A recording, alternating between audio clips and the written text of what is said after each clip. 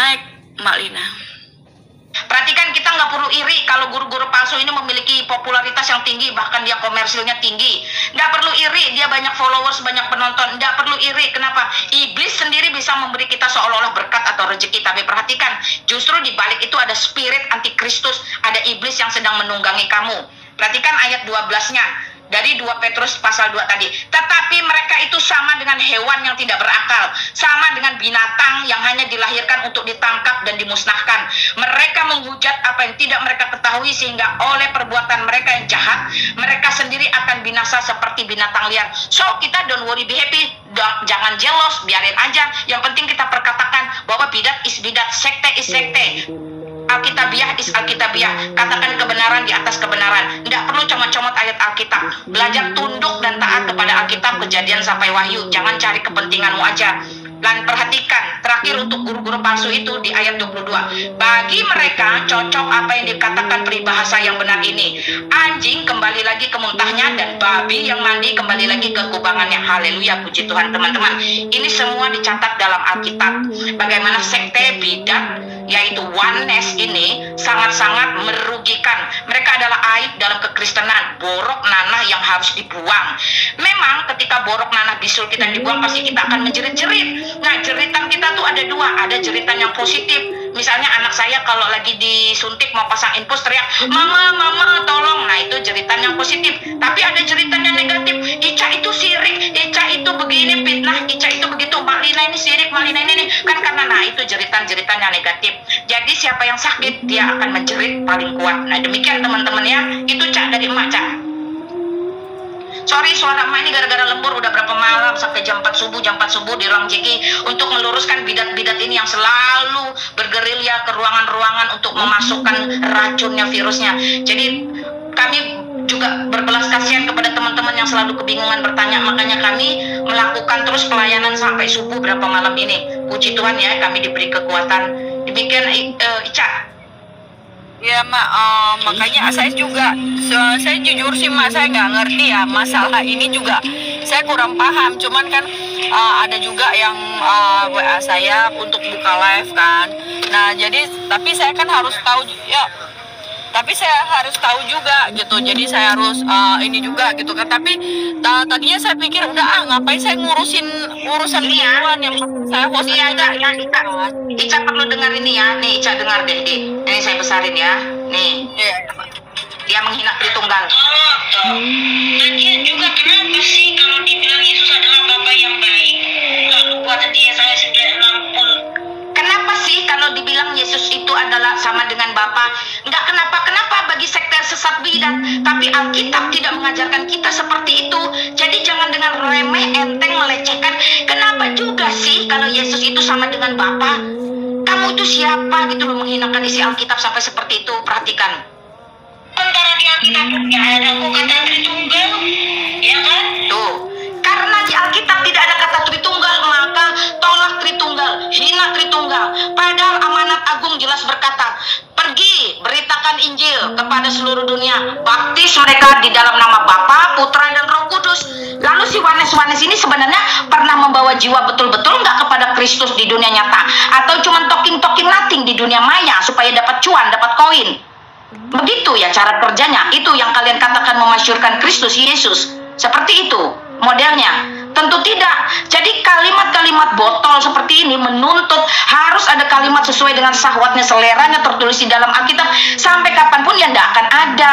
Secara terminologi, kata-kata Tritunggal, Trinitas tidak akan pernah ada di dalam Alkitab. Tetapi dari Kejadian sampai Wahyu dipastikan, siapa kamu domba betina dibandingkan bapak-bapak gereja, para rasul. Jadi turun dari para rasul, bapak-bapak gereja, orang kudus, kaum martir, teolog-teolog. Siapa kamu dibandingkan mereka-mereka ini yang sampai hari ini kekristenan bisa kita nikmati karena perjuangan mereka, karena pengorbanan mereka yang diurapi oleh Roh Kudus pada zamannya, sehingga bisa mempertahankan kemurnian Alkitab dengan sungguh-sungguh. Siapa kamu domba betina hanya karena modal kuota dan filter di depan kamera, lalu kamu banyak follower, lalu kamu dengan seenaknya mengajarkan kesesatan. Itu tidak boleh, itu tidak baik, tidak benar. Ditambah lagi kita memanipulasi publik. Misalnya, emak berpura-pura menjadi Islam berkerudung, tapi yang diajarkan salat tidak 5 waktu loh, tapi 7 ditambah dikurang 1 aja cukup kok. Kalau di dalam itu babi haram loh, enggak, makan aja enak kok. Nah, itu kan satu penyesatan publik, itu manipulasi publik. Lah kalau lu bukan Islam jangan ngomong Islam. Lah kalau lu cuma mau berkerudung pakai fashion, pakailah fashion. Jadi jangan bawa-bawa agama orang, ajaran orang, tempat ibadah orang atau gereja orang. Itu namanya menyakiti hati banyak orang. Ya kalau mau populer, carilah dengan cara-cara yang baik, yang sehat, yang terhormat. Kalau mau mengabarkan Injil, kabarkan Injil saja. Nggak usah mengajarkan doktrin, mengajarkan pemahaman yang sekolah teologianya juga nggak beres atau belum tuntas. Perhatikan, kenapa? Karena tidak ada standar sekolah teologi di Indonesia. Mereka itu beres dengan doktrin Tritunggalnya. Hanya pendeta-pendeta sarjana teologi itu yang memiliki pemahaman-pemahaman tentang doktrin yang berkompeten mengajarkan supaya orang yang mendengarkan tidak tersesat. Boleh dicek latar belakang Wanes-Wanes ini, mereka punya sekolah apa sebenarnya mengajarkan seenaknya.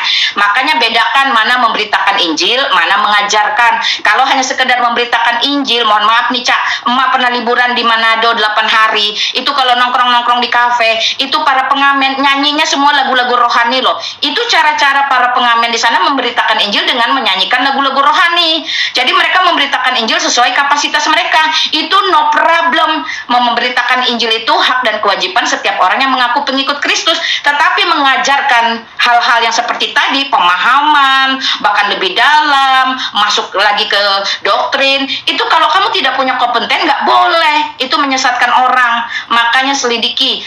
Teman-teman pun kalau mau tanya doktrin tentang mau Tritunggal kayak mau apa kayak, tanya gembalamu, pendetamu. Jangan tanya di sosial media. Sosial media tidak bertanggung jawab ketika kamu tersesat. Kemarin itu ada seorang ibu bernama Polma. Bayangkan bertahun-tahun berjemaat di gereja. Dia mendengarkan gembalanya khotbah, dia mendengarkan sintuanya ngomong ya. Gara-gara menonton si domba betina ini, dia mulai tergoncang. Lalu dia mulai tidak percaya Tritunggal. Lalu dia berdebat dengan sintuanya. Sampai satu masa dia melihat video Mak Lina, langsung dia ditegur oleh Roh Kudus. Dia merasa bersalah. Lalu saya bilang, kamu harus kembali ke sintuamu. Iya, saya sampai berdebat dengan sintua saya gara-gara menonton tontonan si domba betina ini. Hampir saya menolak Allah Tritunggal dan segala macam.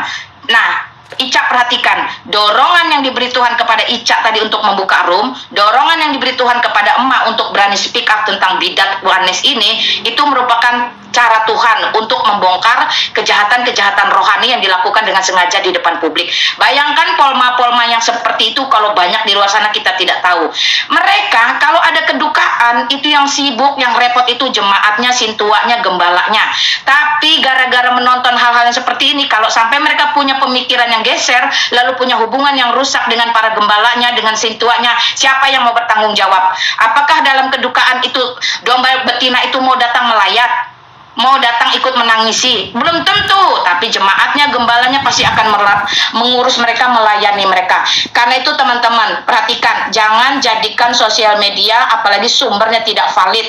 Lebih baik kalian bertanya kembali kepada gembala kalian, supaya tidak tersesat. Nonton-nonton saja. Kalau itu bertentangan, berdoa minta Roh Kudus pimpin supaya kalian tidak tersesat. Tetapi ketika semua ini sudah terbongkar, sudah kita berani speak up, teman-teman harusnya bijaksana memilih ruangan-ruangan untuk sungguh-sungguh belajar, atau hanya sekedar mencari hiburan.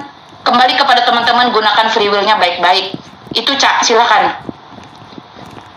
Ya, betul sekali Mak Lina.